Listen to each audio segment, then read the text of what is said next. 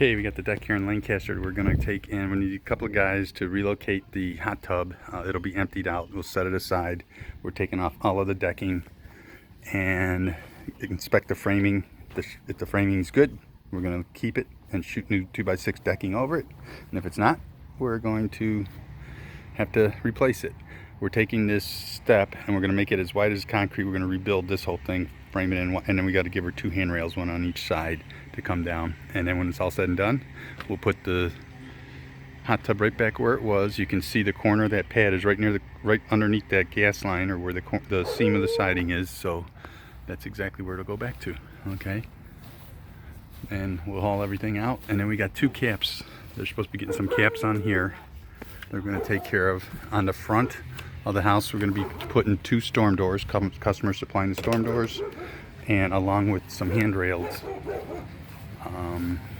We're going to be cutting out the wrought iron. They're going to have an aluminum handrail that we're going to be putting in black to match.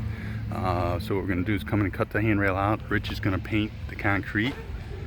We'll cut the handrail out, remove the old storm doors. Rich is going to paint the concrete and paint the door frames. So when we put the new storm doors in, everything will be painted up. Okay, there's 2 of them, one on each side.